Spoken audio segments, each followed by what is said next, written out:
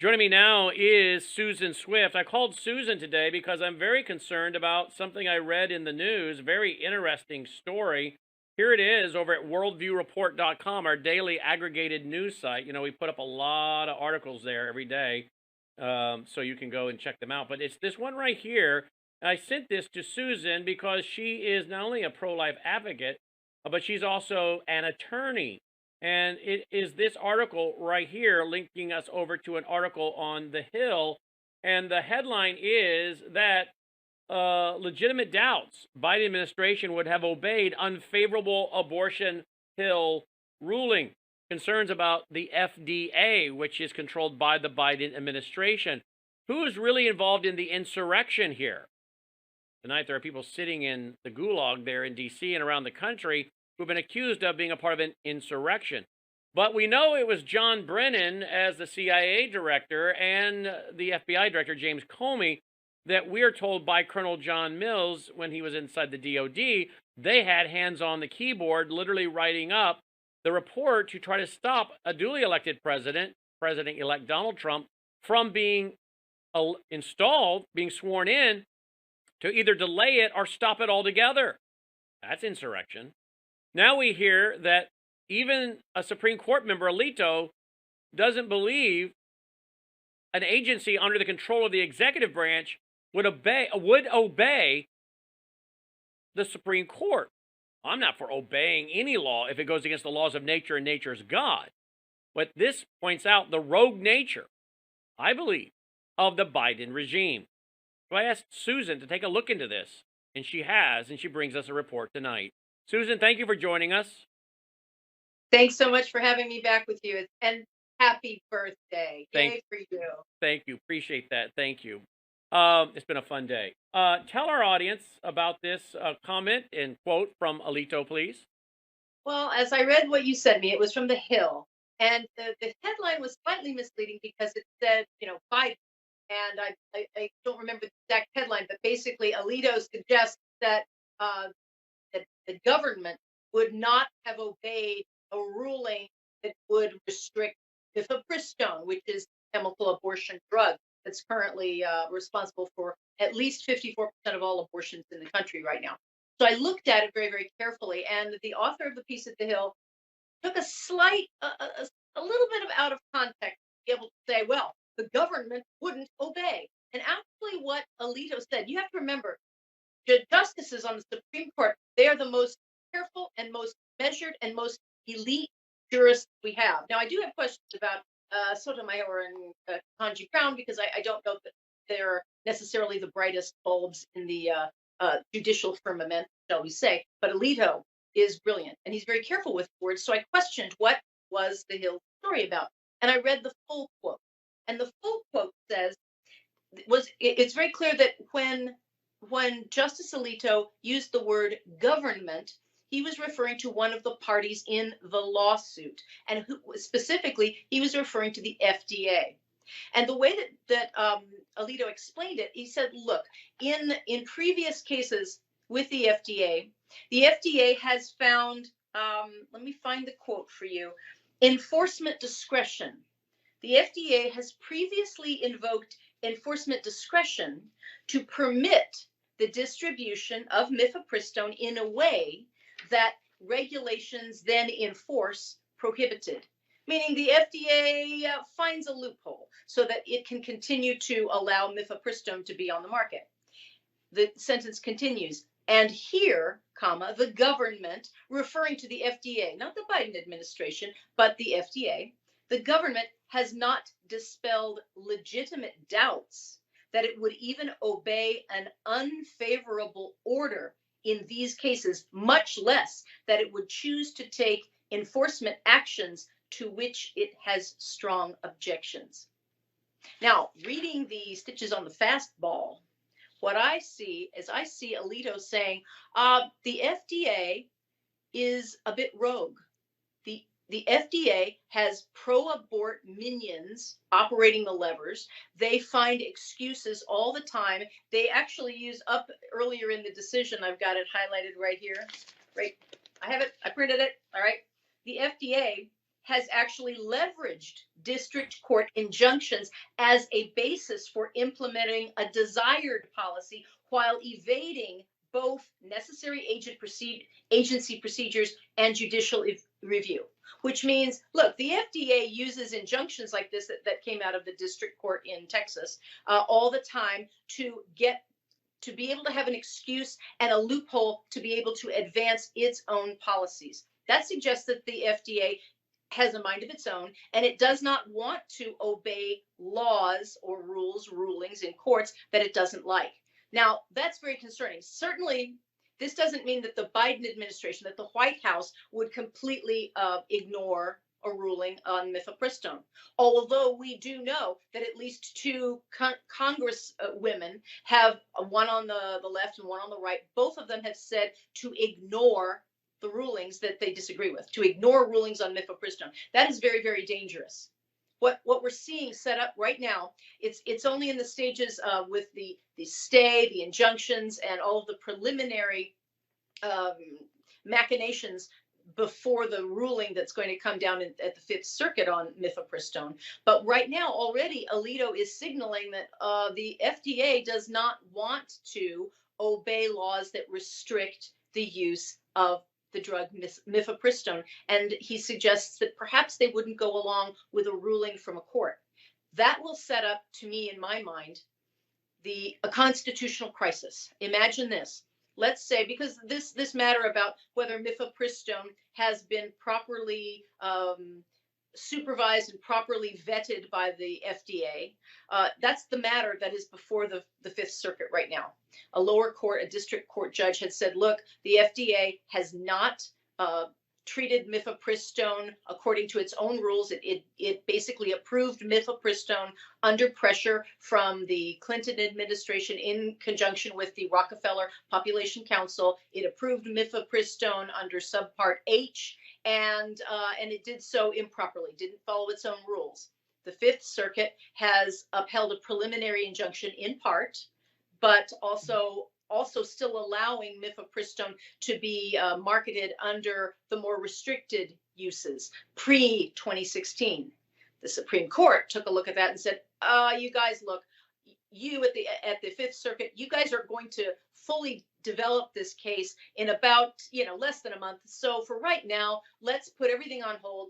Let's let mifepristone continue to be marketed right now under the current 2023 risk evaluation mitigation strategies, and we'll just put everything on hold. It goes back down to the Fifth Circuit. Okay, so now, in the Fifth Circuit, what if the three-judge panel decide that they've now had an opportunity to fully review the district court findings, and perhaps they decide, you know what? Yes, the plaintiffs have standing. The plaintiffs did timely bring a court action to enforce against the FDA, and we decide that yes, the FDA hasn't properly run mifepristone through its regulations. It violated its own rules. Therefore, we will now prevent mifepristone from being sold as approved by the FDA, and that would stop all mifepristone being sold. What do you think will happen? And here's my big question. Does that set up a constitutional crisis? Then we'll have a circuit court enjoining the executive branch, namely the FDA. We already know that at least two congresswomen and various celebrities, I'm sure, have said we should just ignore the rule of law. When you start saying things like that, that starts sounding like insurrection to me. When one branch, an executive branch, can absolutely dismiss and disregard the rulings of the court, this becomes a constitutional crisis. Who will enforce the Fifth Circuit's ruling? Let's pretend they say mifepristone's off the market. FDA, you can no longer allow that. You have to shut Danco down. You can't offer this for sale. Well, Danco's not going to like it. The FDA, we already know, is very pro-abortion. They're not going to like it. And who would enforce it? Well, that would be Merrick Garland, wouldn't it, at the DOJ? I don't think he's going to want to enforce it, is he? He's he's much more like the Biden administration, very, very pro-abortion. So who can force the executive branch to obey the rule of law? And that may be where we find ourselves at the end of May. And that's a constitutional crisis in my mind. I agree. And so what it's setting up is really dictatorial powers with no checks and balances. I mean, this is what the founders wanted, was these three separate but equal branches for checks and balances. I'm not for obeying just any law simply because someone says it's the law. We know in the Nuremberg trials, they tried the SS to say, we were just following the law. And even our American prosecutors said, I'm sorry, that doesn't work, because just because you say it's the law doesn't mean it is the law. You know, like Lex Rex, the law is king. The king isn't law. The law is king. And the American prosecutors of the Nuremberg trial appealed to the laws of nature and nature's God and said, I know you guys changed all the rules over there in Germany to make it so-called legal for everything you're doing or did, but that didn't make it legal in the natural law. And so I'm not for following any law they put on the books. I know you aren't as well. But what it's showing us is we are, as former Assistant Deputy Director of the Counterterrorism Division of the FBI, Terry Turchi, has said on my broadcast several times, we are no longer under the rule of law. This administration, this regime, is making it up as they go. Parents at school board meetings upset about face masking and mandatory masking, or LGBTQ transgender agenda under their children, or communism under the guise of critical race theory. Those that protest that and speak up, you're domestic terrorists. Pro-lifers, domestic terrorists. MAGA speech by Biden with his red lights behind him, these people, MAGA people, America First people, they are a threat to democracy. They're a threat. All of this is setting up where you could have Joe Biden's regime being the equivalent of a communist dictator, and there is no more protection through the law, through the courts, because they have the control of the military. They have control of the FBI. They have control of the Federal Marshal's Bureau. We're in big trouble then. Yeah, well, they don't have the control of the military yet. I don't think they have that, but yes, certainly through the FBI, and all of the weapons that the IRS even gets. There are what 76 different divisions of our federal government that have guns and bullets and everything. Not just the military, but there's massive number of guns that are the federal government has. So you kind of wonder what this is, but we are, look, it's exactly what you said. The executive branch and the judicial branch, those are counterbalancing, and you have to, we are a nation of laws. If we cannot agree to play by the same laws, it's kind of my analogy is baseball. We either have a set of rules that govern how baseball is played. If you cannot agree on the basic rules of the game, you can't play. People will just simply say, I can't do this anymore. And it seems like we're being pushed to that edge with abortion. We have ideologues on the pro-abort side who demand abortion on demand, safe, legal, and rare. It used to be what they say. Now it's all the time, 24/7, regardless if it has anything to do with the life or health or safety of the mother, or rape or incest. By the way, rape, incest, and life of the mother make up about 2% of all of the abortion cases that we're talking about. So let's set that aside. Let's not have the tail wag the dog. Let's talk about 98% that we know of that is just for convenience, for after the fact birth control and things like that. That is no reason to kill a human being in the womb. And that's the other lie that they tell you, that they say that abortion is health care and that pregnancy is life-threatening. That's in fact how they got mifepristone sold through the FDA.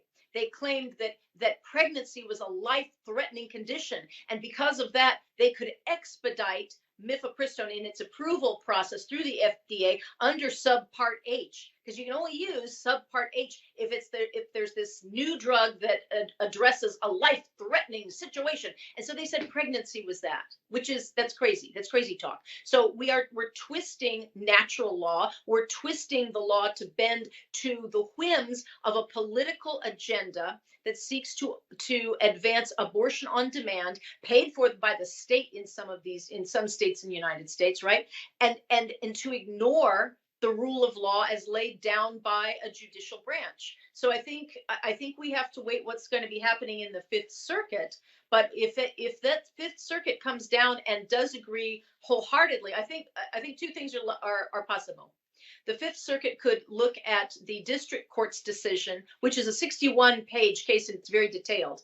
And they could find, yes, in fact, the pro-life doctors, APLOG, the plaintiffs in the original matter who have brought this matter. Yes, they did timely request the FDA to look at its procedure. And by the way, the FDA stalled for over 14 years, and then finally the plaintiffs brought suit. So either that initial cause of action is timely. If it is, then the Fifth Circuit could say, yeah, you timely challenged this mifepristone ruling, you timely brought suit, and yes, it is appropriate to require the FDA to obey its own rules and regulations. Why? To protect the health of the American citizen. That's the purpose of the FDA, to protect health and safety. Mifepristone, we already know from the data that is available. First of all, it kills human beings every time it's used, right? It's called abortion. It's killing unborn babies in the womb. That's the purpose of taking it. So we already know it's not safe for babies. But the question, of course, very narrowed, which is a way of kind of avoiding natural law, is to narrow and say, well, is it safe and effective for the mothers? And that's the question that's going to be before the court. We already know from the documents that have been filed in the district court that it is not safe and effective for women, that there are all kinds of side effects that are very dangerous: hemorrhaging, sepsis. You have to have additional surgeries to stop it when it goes wrong. You can absolutely, it's called torrential bleeding. These are all in the court documents. These are things that pro-life doctors came and testified to. They've had personal experiences in surgery, in ER rooms all across the nation, and they've said that the rate of complications and risks are very, very high, and they're seeing more and more women coming in because they've taken mifepristone, and that it is a dangerous drug. If the Fifth Circuit finds all of these things, it may decide and finds that the initial objection to the 2000 year 2000 approval of mifepristone under the Clinton administration, if it was improper, the Fifth Circuit could just have a ban on all mifepristone sales and just say, no, you've got to now, the mifepristone Danco, the manufacturer, has to go back through the entire process. Of course, the FDA is going to fast track it, but what do you think is going to happen with all of the ideologues and all of the pundits? There will be such a scream and cry that goes up. Pro-abort heads will be exploding and splattering all over the place, and they will absolutely lose their minds. And then you're going to hear people like Jane Fonda and all of these different talking about murdering pro-lifers. Yeah, pardon me. Yeah, they're talking about murdering pro-lifers. Exactly. Jane Fonda has already suggested that what she's actually said, that we should murder people who disagree with her view on abortion, all this, 24/7. We're going to see people like AOC and other congresswomen or congressmen come out and say we should ignore the Supreme Court. We should ignore the Circuit Court. Why?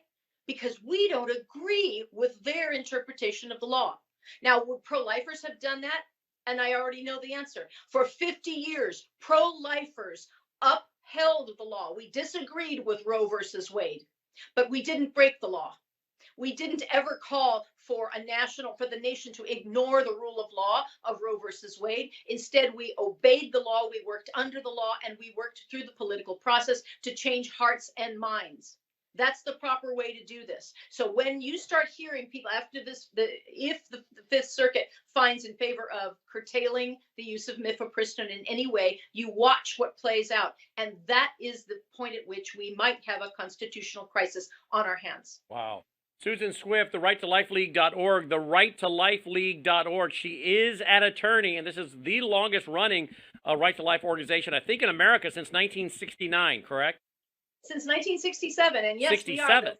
Yes, and we are the very first pro-life organization in the country. We were formed in 67. That's 6 years before Roe versus Wade, and we were the ones that went up to lobby then Governor Ronald Reagan against signing the first therapeutic abortion bill in California. Wow. RightToLifeLeague.org. As always, thank you, Susan, for your excellent analysis and historical perspective as well. Well, thank you. Happy birthday to you. God bless you, and God bless America. Thank you. Thank you, Susan.